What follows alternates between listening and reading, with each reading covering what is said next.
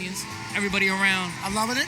And I'm ready for it. This is a whole Tri-State thing, but we've had more than Tri-State coming through. Of course, the Philly boys are holding it down. I mean, we have, again, Earthboundy on the top, 32 actually popping off, and everybody, you gotta love it when a player who normally is trying to get to that top breaks through to the top bracket. Let's see if him and his Ness can run through SA's Void here on Pokemon Stadium 2. Come on, man, don't let me down.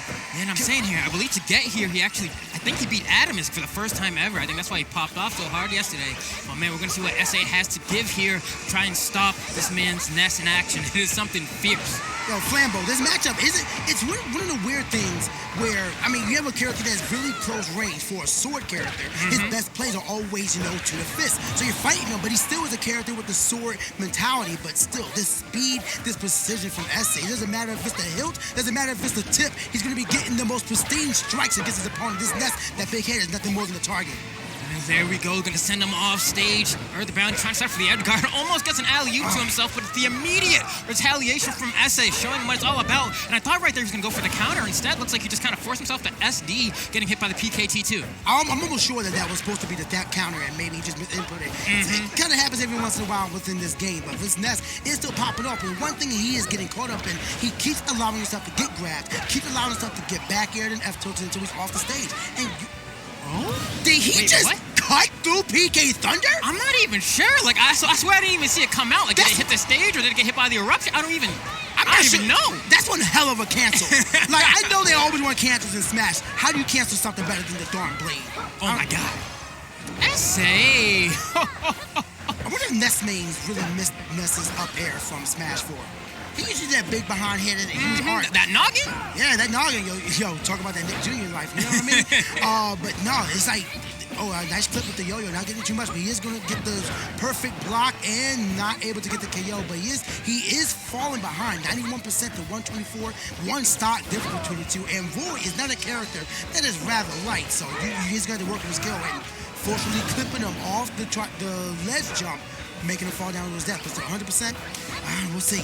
Man, that yo-yo always so oppressive for that edge guard scenario. We'll just clip you on the way back up, but SA still doing fine here, has a huge lead mounted for himself already, looking for that final KO. And he's Roy, so it's not only a matter of time. Earthboundy gonna have to play immaculate if he wants it, and so far, so good. Has him in the ledge trap scenario, no way. No way! See the anger on Ness's face. My man said, get this. My mom told me to walk the dog right on your head, my dude. I ain't going on grounding today. I got all kinds of yo-yo tricks. SA barely surviving. Probably taking the sigh of relief, but okay, beautiful tech coming out here from Earthboundy. Has one more chance here. Oh no! What? Should be good. Nah, he didn't get the straight up angle, so we out. That's unfortunate. That PK fire, you can't help but feel like that was either a mistake or the input after that was a mistake. But that was a whole situation where he just fell off, and that was clearly player error in one way or another. I mean, look at him, man. He got his whole leg twitching, going up and down. He's ready to hop into game 2. Meanwhile, SA, he's like, hold on, let me look at the stage list. Let me take my time, see where we're going for game 2. All right, I want a ban here, really slowing it down, keeping things his pace. We're going to see what game 2 is like, man. That game 1 was exceptionally close. Kind of some weird stuff in the beginning from both players. We saw both SA kind of die, trying to go off stage for the edge guard, and then we saw Earthboundy kind of have that weird PK Thunder cut. Like, I don't even know what that was really. Yeah, I don't even know I can't live that if one. I say that's his fault. I don't even know, man, to be honest. I need the replay on that. But going to game 2 on the Earthbound FD variant. Let's see what the Earthboundy got here to try and steal a game. Talking a little bit more about game 1, you just said it. There were so many weird things that happened there. I mean, yes, the aerials from SA have been the most immaculate thing in this planet, but we also saw the cut from the PK Thunder. Don't know if that was planned. The SD from Boundy with the PK Fire. So will this matchup be more refined from both players? Will there be more precision? I would say so, because right now the percentage looking, never mind, keep your mouth shut, PK. But still, it looks to be a lot more even. But what Boundy needs to stop doing is allowing himself to get caught up in the air by the blade, by Void, that you're just allowed to do again and cost you that stock. If he focuses on that, he can take the set.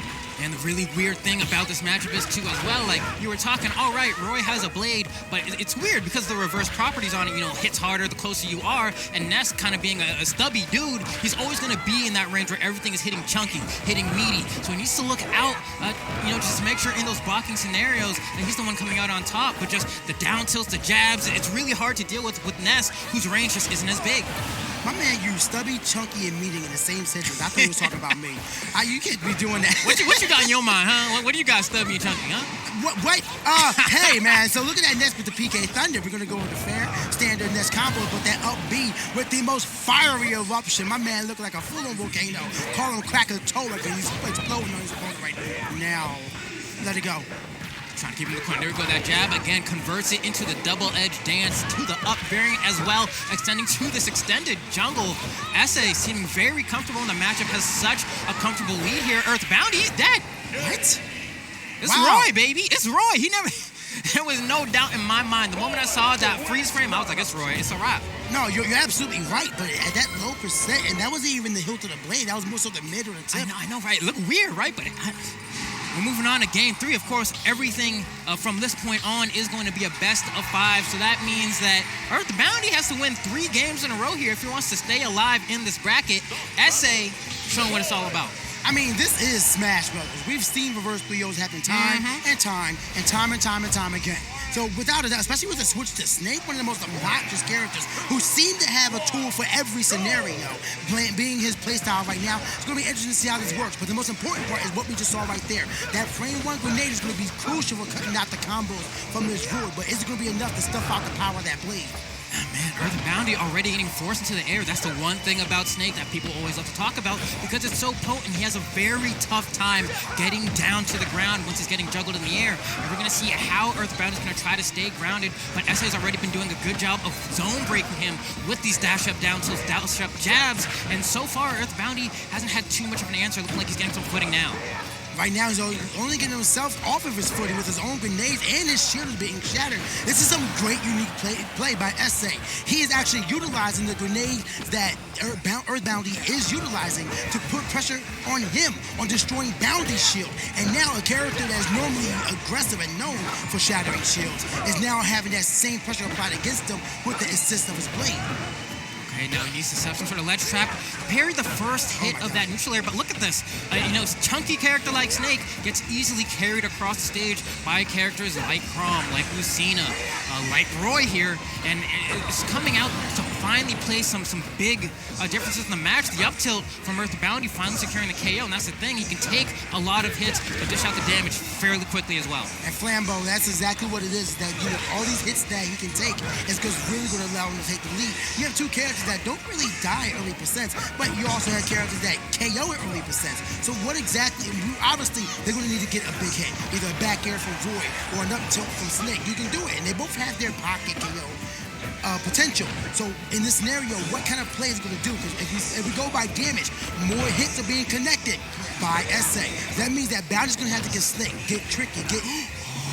See, just like that, missing the tech, unfortunately, but fortunately the Cypher's kind of got like back air into safety, and now has a good amount of control over his opponent, stomping the ground all on him, and allowing that press to get back.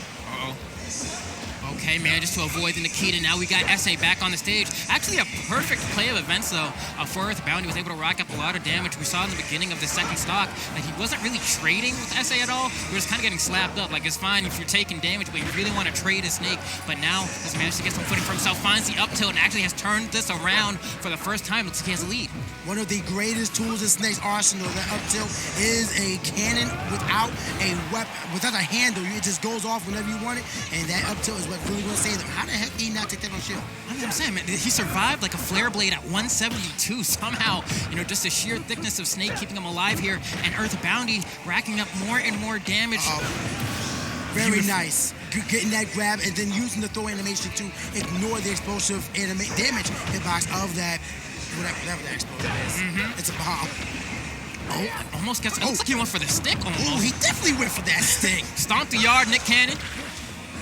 All right, what else? Good movie. All right, here we go. Nikita trying to put on a lot of pressure, but the one thing that we've noticed is that Bounty has not been able to utilize Nikita properly once. Every time it's activated, SA has seen it come and properly count it in one way or another. He knows the best ways to counter. He also knows the best way to secure this game with a strong 3-0 over his opponent. SA moves on in the bracket.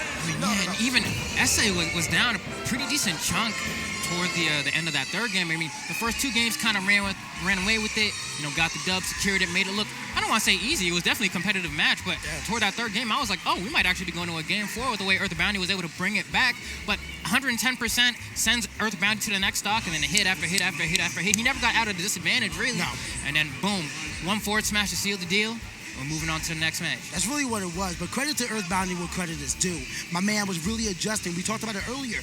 Both of those characters are really known for their quick cannon launches, how early they can take a stock, but they're also big body characters. We saw where SA was landing all the fairs, the back airs, and something like that to really get the damage racked up, but he was having a difficult time securing that KO. But then, on that last stock, I don't know if it was just stress on Flamp or on Earthboundy, or if it was stress against, or just precision by SA, but regardless, that whole scenario just went and that side smash secured it, and he's going to be moving on. But man, that was a good game by Bounty, so we're going to see him. Well, actually, I think that might be. I mean, yeah,